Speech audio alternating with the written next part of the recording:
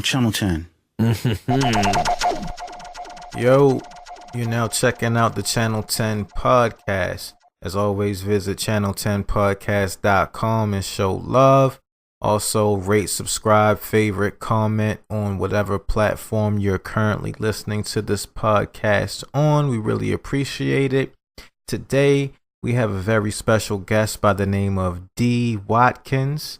His new book, The Cook Up, a Crack Rock Memoir, is now available, and we have a special deal for you. You can get the book for free through Audible if you go to audibletrial.com/channel10. Once again, that's audibletrial.com/channel and the number 10. Go there, sign up for a free 30-day trial. You can get your free credit to go ahead and get the audio version of The Cook Up, a Crack Rock Memoir by our guest D Watkins.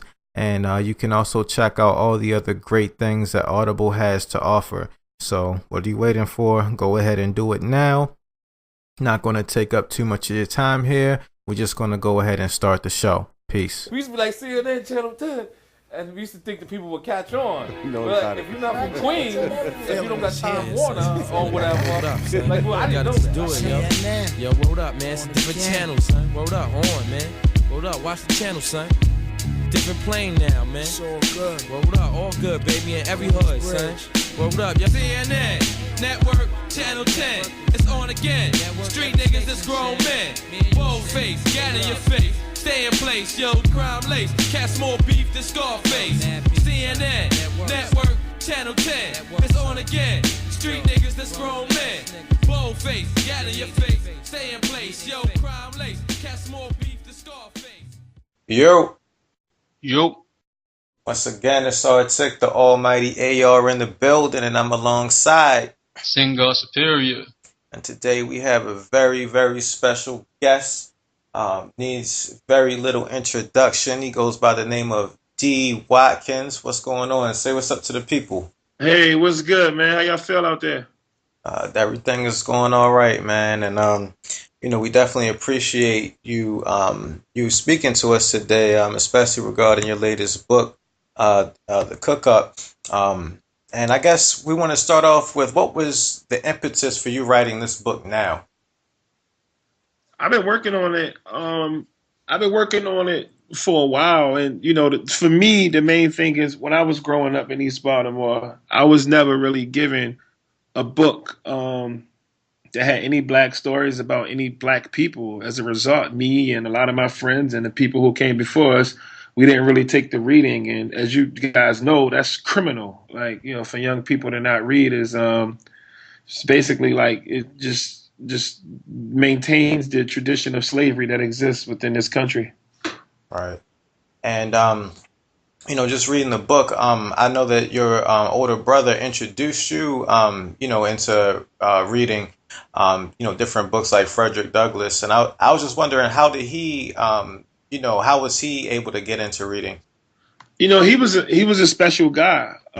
He came at age in a time where a lot of people were conscious, even the street guys. So like, even if they was on the corner hustling, they were still wearing like the Afrocentric chains, the little leather medallions with the Africa sign on it, and things like that. So and the music was more conscious, and you needed the books to make some of the references and things like that. So his generation was a little different than mine, man. We was like crack babies. We was just out there wilding. And I really, really liked those books that he gave me, but they didn't make me a reader. They definitely helped me become sharp, and they definitely made me think, but they didn't really get me hooked. So what kind of music, was your brother and other people when you were growing up listening to during the time?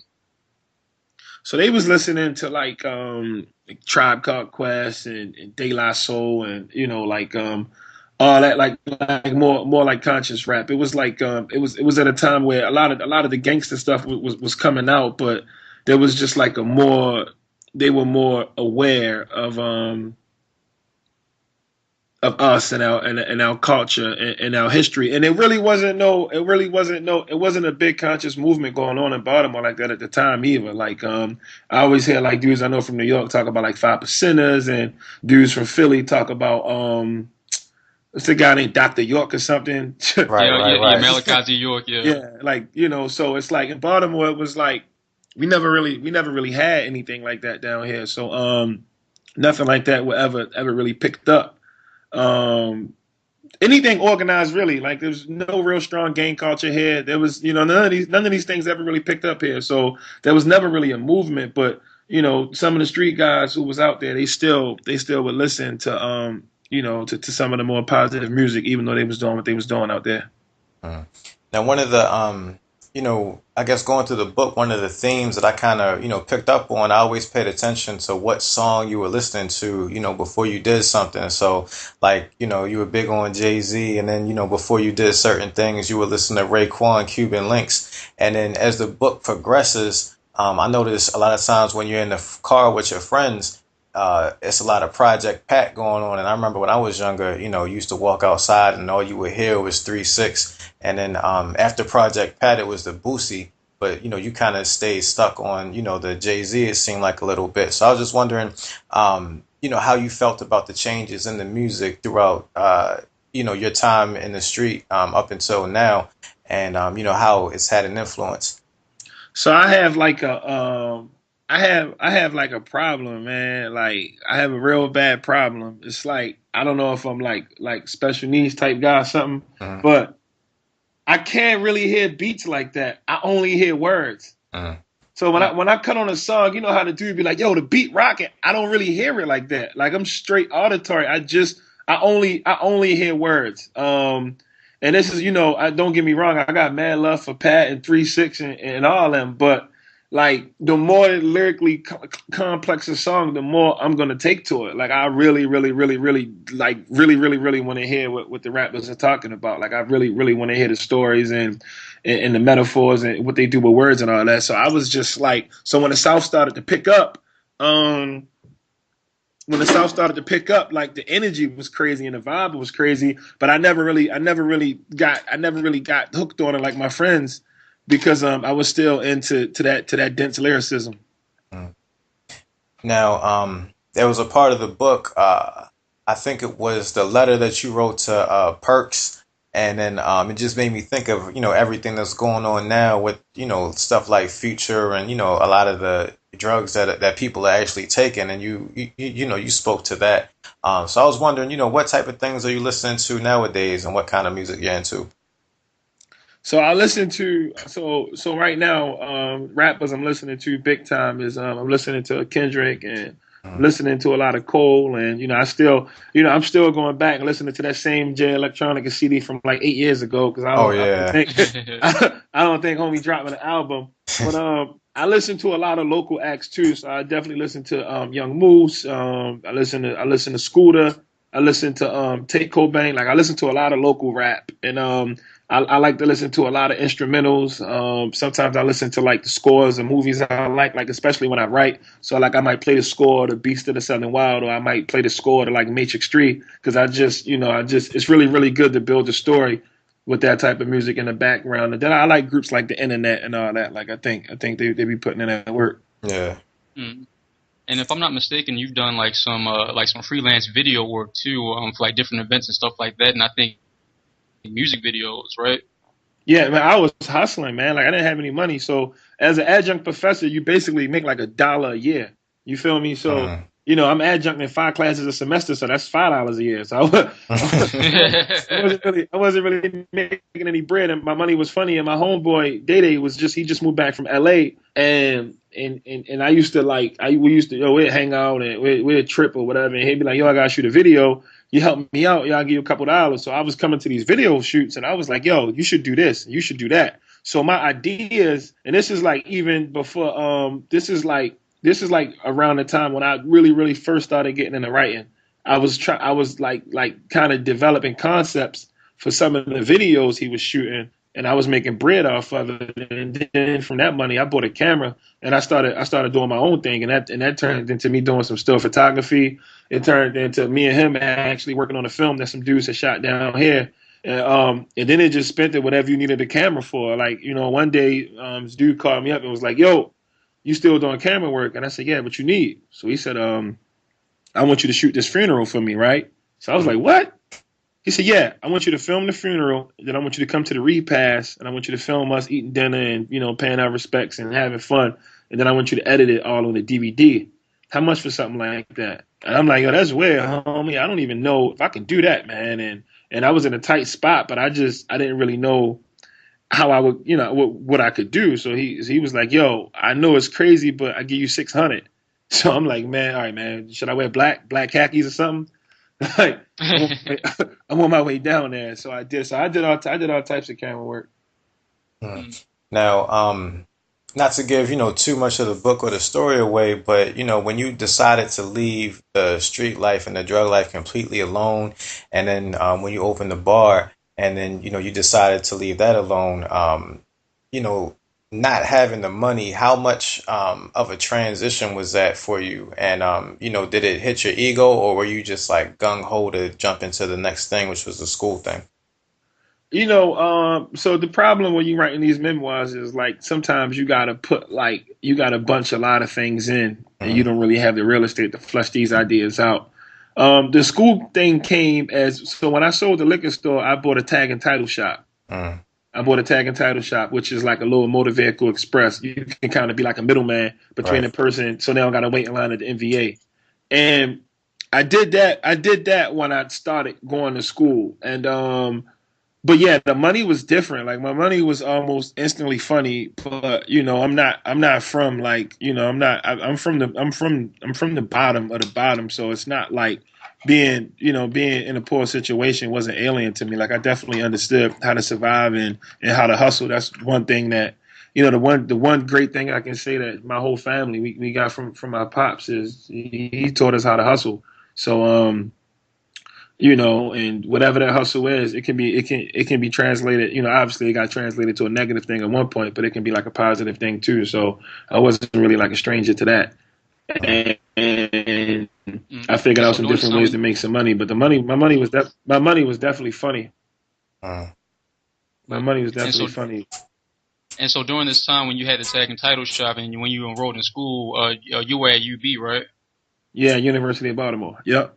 Yeah, so so right now, like I'm in graduate school right now, so I was just wondering, like going there, like what was that experience for you? Because how you not to give the book away too much, your experience going to Loyola. So what was like that transition like going from I would say more of a whiter school like Loyola compared to a more mixed school, integrated school like UB? How was that? So UB was a little different for me because I had some things that I didn't have when I first went to Loyola coming out the gate the first time around. So for one, I had experience in dealing with white people. I never had that experience before. I never really had a chance to really build with them. Being in the street and around the street and some of the different things, my homie who definitely put me on with all these different white sections of Baltimore, like I've had experience with white people, so that wasn't alien to me. No more, I knew how to deal with them. Two, I was older, so I was more mature and I was more focused, and I knew that I was gonna do what I had to do to graduate. I was gonna work with the people like the advisors and all that and set my schedule up right and strategically map out this path so that I can get through it. And then 3, I was home. So, I was, Loyola's not really that close to where I'm from, but UB's really close. So, I'm home. Like I can tell my homies like, yo, there's like a bar across the street. Meet me up here, man. And we gonna get it in at the class. And it was like it was a cool situation. So, going to school, as an older student, it kind of worked out for me. Like it worked out for me a lot. Now, when you first went back, did you have a vision of what you wanted to do afterwards initially? Or, what was that process like of realizing that you wanted to be a writer? Yeah, I was going to be like a high school history teacher. And some days I think like I still might even You know, because I'm in. I don't know if you guys know this or not, but I'm in Baltimore City Public Schools at least 2 times a week. With my own money, and then some foundations that I partner with, we donated books to schools all over Baltimore and all over DC too. So one of the things that we do once we donate these books is you know, my big mission and my big plan in life is to promote literacy. So back in those school days, I wanted to be a history teacher, but it's funny because you know, I'm not teaching history at a high school right now, but I'm in school teaching every day. And what I do is it can probably be broken down in 4 simple parts. One, I create the content, or work really hard at creating content and using my platform for other people to create content that young people can get excited about reading. 2, I work really hard to get these books published by major publishing companies so I can have the resources to get my hands on 1,000 copies, to get my hands on 5,000 copies if I need them, if that type of deal comes through. 3, I work with these different foundations and I fundraise on my own to get the money together so that I can actually donate the books to people who can't afford them, because you know sometimes people don't really see a lot of value in books, and sometimes I got to get the book in your hand. And then number 4, the most important thing is that once they read the book, and you know, I would say like at least, especially in this Baltimore DC area, like I'm getting like at least in the upper 90% of the students relating to the content, relating to the work, or relating to something that I said, which is great, but they also get a chance to interact and build with me. I make myself accessible. I come to them and I work for them and I answer their questions and I talk to them about whatever they want to talk about. And what's happening is a lot of young people are not only starting to appreciate reading, but then they're also finding value in their stories and understanding that everybody makes mistakes, but it's not how you start, it's how you finish. And so this whole idea of you promoting literacy, was this also the background behind you having those 500 limited edition copies of Baltimore Sun at Red Emma's also? Yeah, you know, it's like I've been fortunate enough to go to book events all over the country, and you know, and sometimes, a lot of times, they're not my events. I might be in town doing an event, and I'll just attend somebody else's event just to see what they're talking about and all that. And one thing I noticed is that at times, a lot of people who come to these events, they can't really afford to buy the book. So I was like, dang, man, that's messed up, because they're having a good time and they're interacting with the author, but they really don't got a 20 to spend on a book, but they really would probably want it if they could get it for free. So I said, you know what, maybe I'll just do something where I have a big event and just give away books to everybody that come, and that'd be a cool thing. And so that was one reason. The other reason was I read a study that said young people do better in life when they grow up with books in their house, even if nobody reads them. Mm-hmm. Now, actually, my mother is an adjunct reading instructor, and she teaches at Coppin, and you know, she said that she was, you know, highly gratified to hear that you tout the importance of reading, because you know a lot of people don't get that. So you know, she just wanted to say thank you for that. No doubt. I was at Coppin. I was there. I taught at Coppin for like 2 years as an adjunct. And you're teaching at Goucher now? No, I taught at Goucher like one semester for a program that somebody I know. It wasn't really like I never thought it was gonna be like a long-term thing. I'm on staff at university, so I want to be at Coppin, honestly, but they never created a position for me. I'm on staff at University of Baltimore, and then I teach a class with PhD students and master students at Johns Hopkins University in the School of Education. So I'm teaching creative writing at University of Baltimore on staff, and then I adjunct one class at Hopkins. Okay. Now, is your approach different between a PWI and HBCU, or is it, you know, pretty much the same? Or how do you tailor your lesson plan to the audience or the class? I definitely think I'm more aggressive at HBCUs. I think at HBCUs I can give an aggression that students at the PWI could never really understand. You know, because we come, especially a school like Coppin. So Coppin is a commuter school. So for the most part, so people who go to Coppin, they're going to be from East Baltimore. They're going to be from West Baltimore. They already know what time it is. Whereas when I teach at a school like Hopkins, I can't be as aggressive because some of the students can't even put that type of energy in context. The one thing that I do that's universal through both of these schools is that I abandon huge components of my own social context in the effort to get a chance to get students to do the same thing so that we can approach each other with blank slates and both buy into what we both need from that course. Because a lot of times, like, ideas just they spoil what could be great classes. Yeah, well, like right now I'm a teaching assistant for history at a PWI, and that's something that I'm always kind of leery about. Like kind of coming off as like this ain't like the angry black man. You know what I'm saying? Like, sitting up there like talking about black history or whatever like that. And so like the way that I've tried to balance it out is by talking about different kinds of concepts and making sure that I hit like every angle of race historically within a North American context in my discussion sections. And so yeah, I definitely see what you're saying. Yeah, you know what, and you know what, at the end of the day, I think that I'm okay with being an angry black guy because I got hella reasons to be angry. Like, I got reasons to be angry. So it's like I can put them in context. I can articulate them. Where the conflict comes from is a lot of people who come off as angry. They can't really sit down and explain to you why they're angry, and that's like a whole different type of frustration too.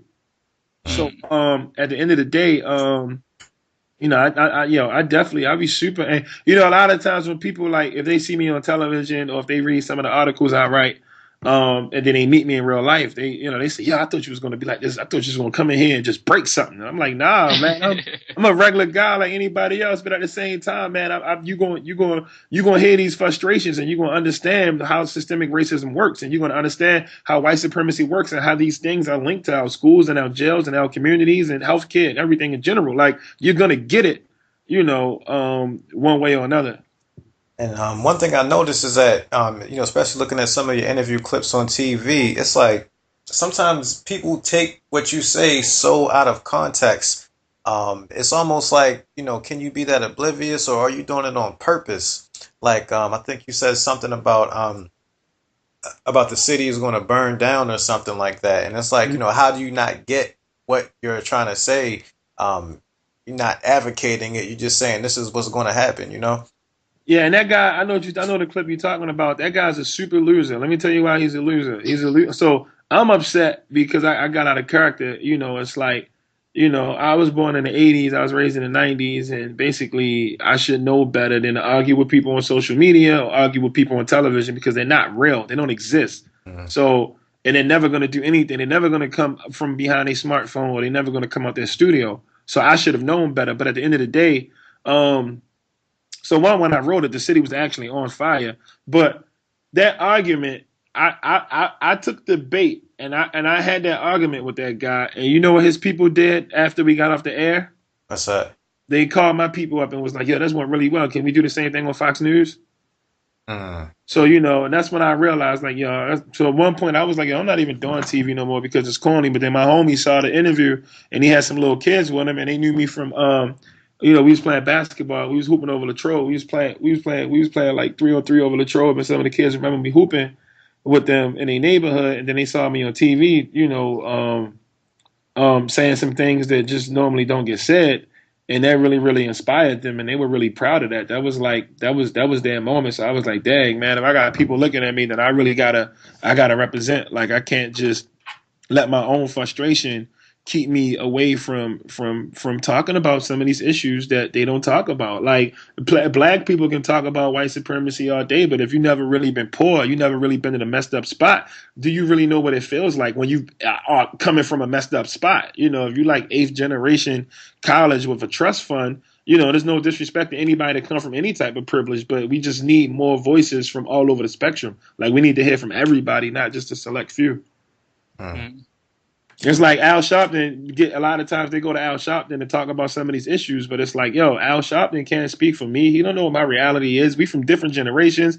We from a whole different, he's been rich for a long time. Like, right. He really had silky hair for a long time. So it's like he don't really know what it's like to, be dirty in the back of Northeast Market eating chicken. Like, he don't know, so don't ask him about how I feel. because I was dirty in Northeast Market last week, and I'm not even joking. You know what I mean? So it's different. Like it's a different type way.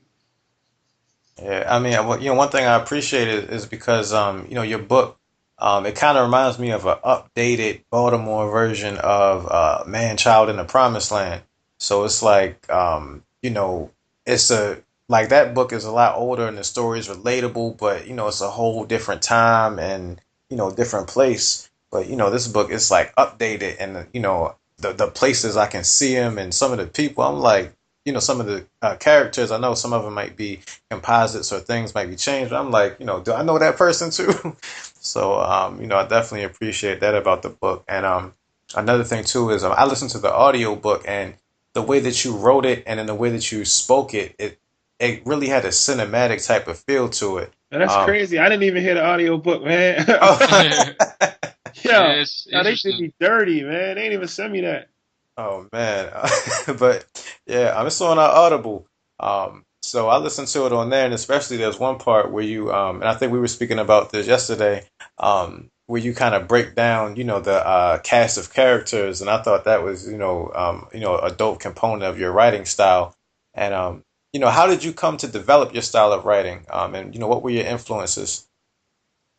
So my biggest influence, and I look up to all types of writers, man. I look up to Sherman Alexie, I look up to Baldwin, I look up to Sister Soldier. I definitely look up to Claude Brown and Claude McKay. That's Man Child in the Promised Land and Home to Harlem.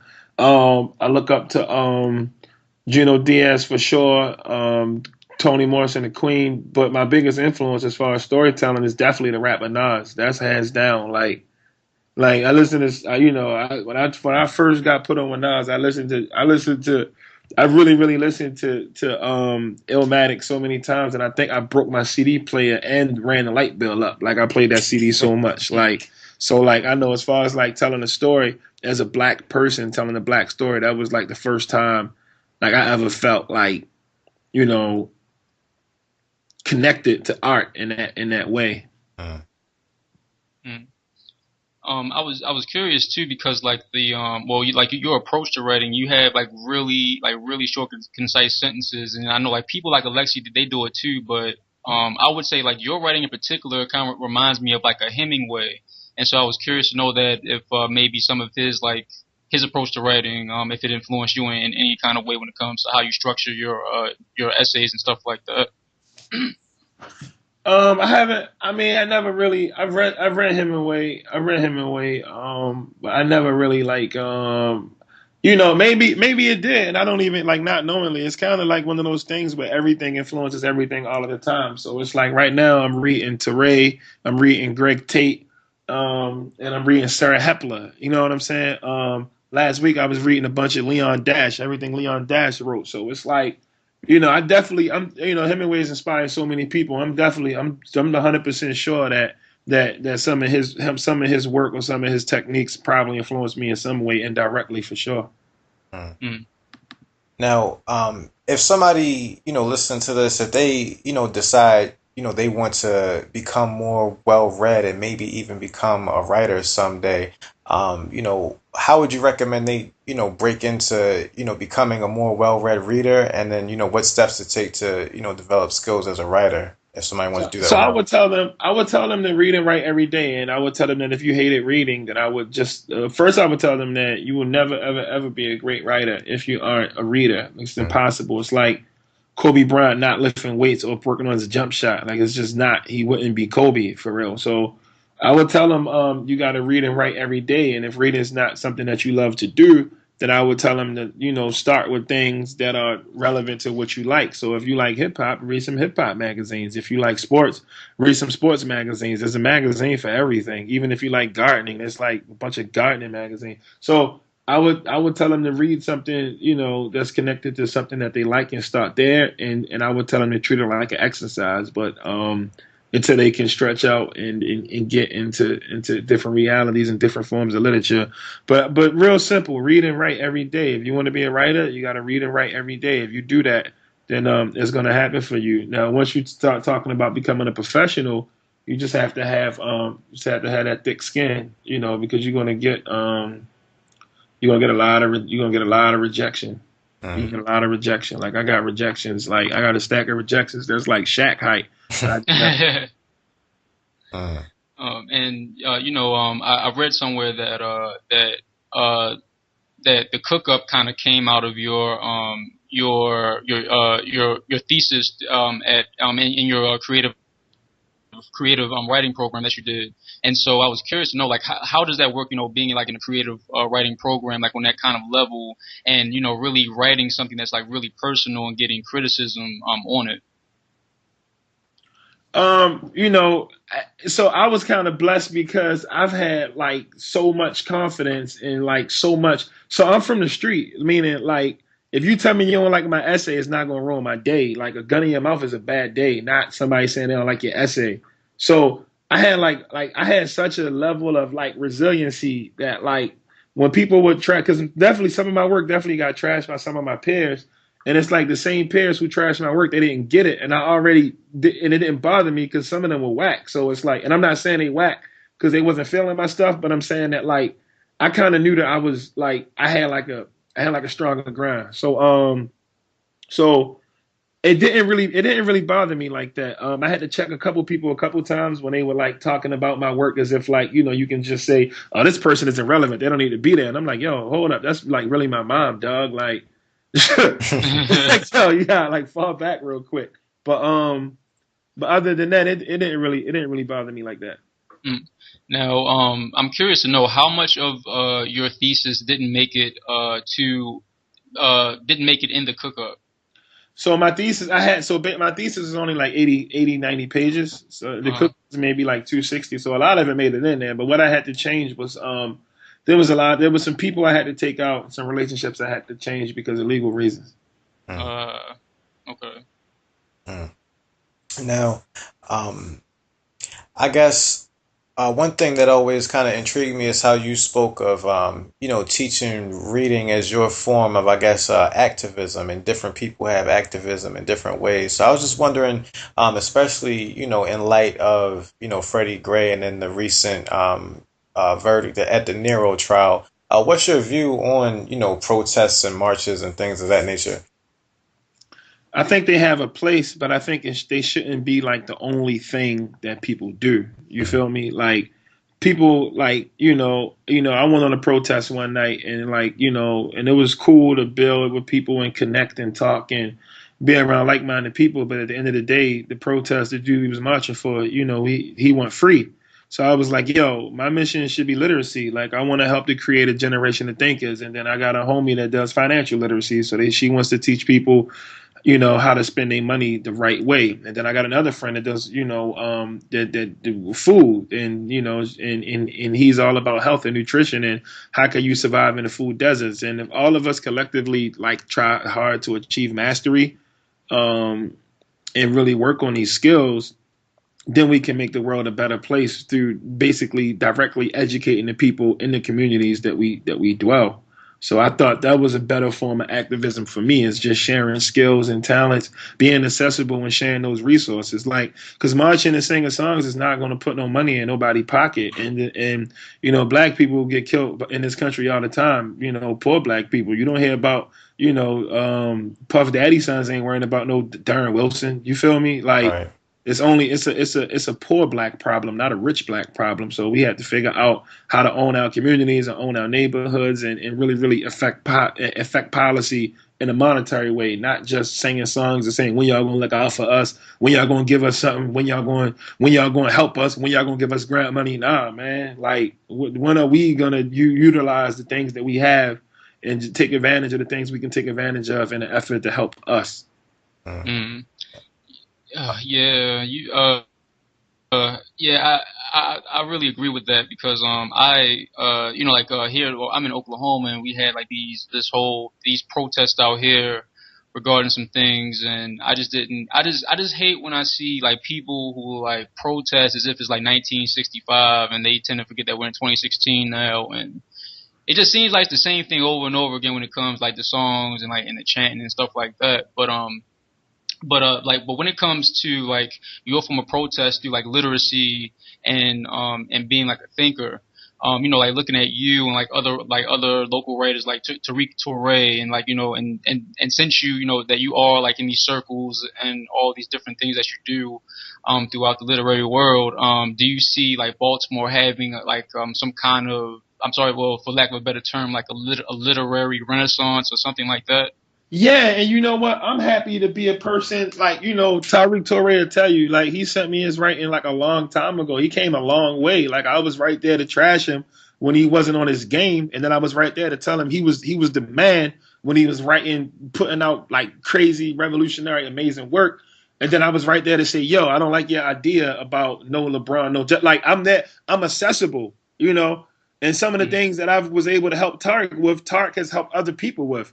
And those other people are being brought up in a culture where people are putting them down and sharing skills and being resources for them. So yeah, I think Kondwani, my little brother Kondwani, man, he's killing the spoken word game. And now, I got to put him in the headlock so he can start to focus on his written game too. But it's like it's this lady Breon and it's Fire Angelou and it's Chinye and it's all these poets and writers, and we all got followings and we all got clout, and we all try our best to be accessible to each other, like to help each other out. So I definitely think it's a renaissance going on right now, and I definitely think like if it keep going at the rate it's going, we're gonna see some this is gonna be a literary hub for the East Coast, like especially when you're talking about Black people, because we really, really, really got a community here, and we putting in work, and other communities are paying attention because like they might come across somebody like a Kwandwani, and they might look on his Instagram and they might see me, and then they might get into my work, and then they might come across Tariq through that, and then they might look at Tariq's work, and they might come across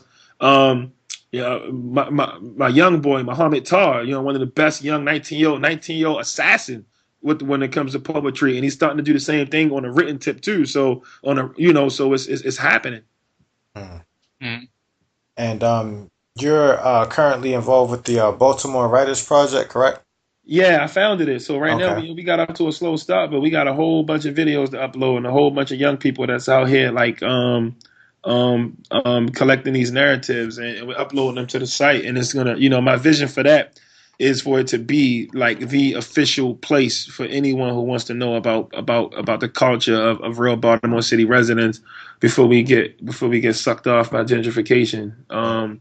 It's gonna be a place to like where I can preserve that history. Because it's important to me, man. I care about it a lot.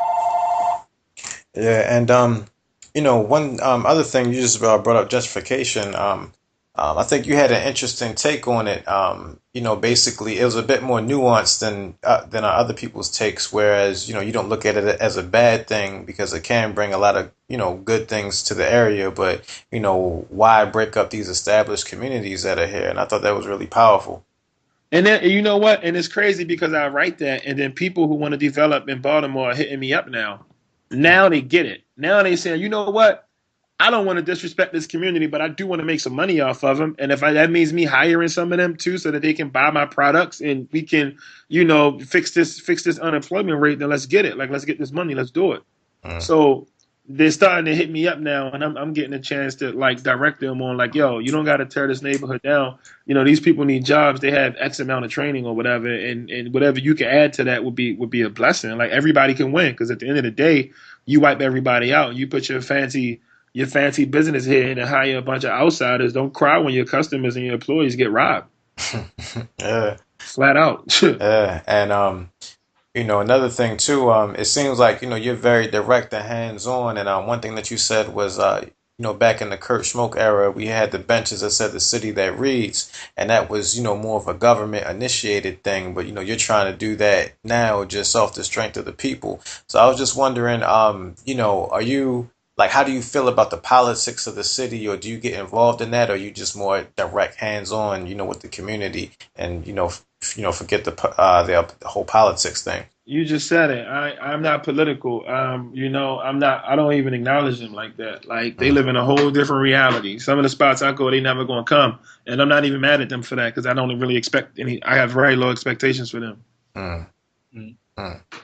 And yeah, because this last mayoral race was crazy. How they had the recount and all the stuff with the ballots, and I'm just like, it's another thing, another stain on the city, I guess.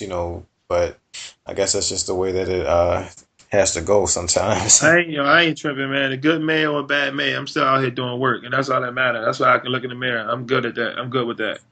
That's what's up. And what's I guess next for you in terms of your writing career, and what projects are you working on now? In terms of books? It's talks of my publishing company is trying to do a deal right now where it'll be I won't write the book, but it'll be 5 hours of conversations between me and Cornel West. So we might be close to making that happen. And then on the other side of the spectrum, I'm consulting Jada Pinkett on making the films here in Baltimore. So she's been bringing me out to LA, and I've been meeting with her people, and I've been giving them my knowledge on how a film about Baltimore should look, and culturally and artistically and things like that. So I'm fortunate to be doing that, and then I'm just grinding. I'm teaching, and I'm going to high schools, and I'm just trying to make it happen. That's what's up, man. And we definitely appreciate having you on and everything like that. We got to get you a copy of your own audiobook, man. That's kind of crazy. Oh man, and you know what? I'm laughing because as we finish this phone call, I'm sitting in my phone like, yo, get the publishing company on the phone, man. Like, I need that because I didn't even want to do that. Like, but I did it, and I guess it is what it is. But no doubt, man. Like, I definitely appreciate y'all, man. Thank you for having me on, for sure. No doubt. And anytime you have anything or want to talk or have anything to promote, just shoot us an email, man. We definitely appreciate having you. Thank you. I appreciate y'all. All right, man. Peace. Peace. Feeling is here. Yeah, son, you feel it, man. Word up, son. You gotta just do it, yo. Yo, word up, man. It's a different channel, son. Word up, on, man. Word up, watch the channel, son. Different plane now, man. It's all good. Word up, all good, baby, in every hood, son. Word up, yo. CNN, Network, Channel 10. It's on again. Street niggas, it's grown men. Bold face, gat in your face. Stay in place, yo, crime lace. Cats more beef than Scarface. CNN, Network, Channel 10. It's on again. Street niggas, that's grown men. Bold face, gat in your face. Stay in place, yo, crime lace. Cats more beef.